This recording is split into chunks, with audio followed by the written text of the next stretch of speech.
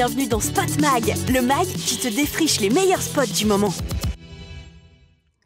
Cette semaine, j'ai rencontré l'illusionniste Enzo l'insaisissable. Aujourd'hui, je suis allée à la rencontre d'un jeune garçon qui rêvait de devenir magicien et qui, quelques années plus tard, est devenu Enzo l'insaisissable. Bonjour Spot Mag, voilà, je suis Enzo l'insaisissable. Et je suis ravi d'être avec vous aujourd'hui. Tout d'abord, comment es-tu devenu magicien? On me demande souvent comment je suis devenu magicien.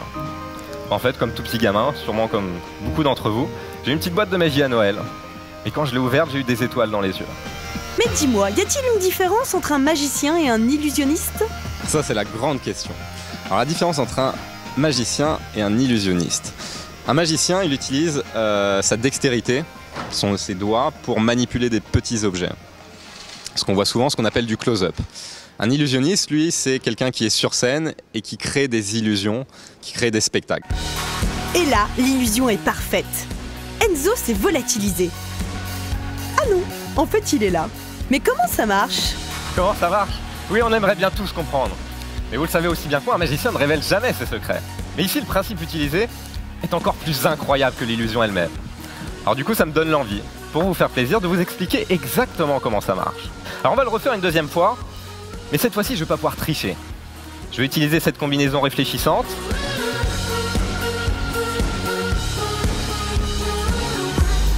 Bon bah là, on voit tout. Le truc est évident. Enfin, pas tant que ça. Je me suis encore fait avoir. Ça doit être super de pouvoir disparaître comme ça. C'est excellent, non? Et puis j'aime m'amuser avec le public, c'est-à-dire les disparaître, ils vont me croire là, poum, je réapparais ailleurs. J'aime cette magie à surprise en tout cas. Mais Enzo a décidé d'innover en utilisant des bobines Tesla. Ces machines créées en 1891 par le célèbre inventeur Nikola Tesla sont capables de générer un champ électromagnétique de 150 millions de volts. Pour réaliser ce tour, Enzo doit se protéger à l'aide d'une combinaison en aluminium.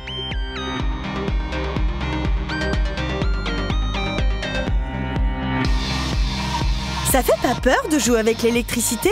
Si, ça fait très peur de jouer avec l'électricité, et vraiment parce que c'est très dangereux. Quand on a commencé les répétitions de ce numéro-là, pendant 3 jours, j'étais pas bien, et c'est très bouleversant, c'est très pesant, on sent son costume qui se contracte, qui se contracte, qui se contracte.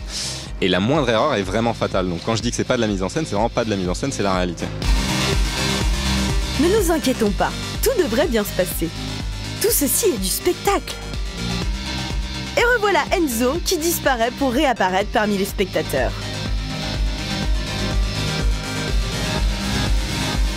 Un dernier mot avant de se quitter? Ah non, cette fois-ci, Enzo s'est envolé, comme par magie. Allez, à la semaine prochaine pour un nouveau Spot Mag. Pour en savoir plus et découvrir nos inédits, retrouve Spot Mag sur disneychannel.fr. Spot Mag.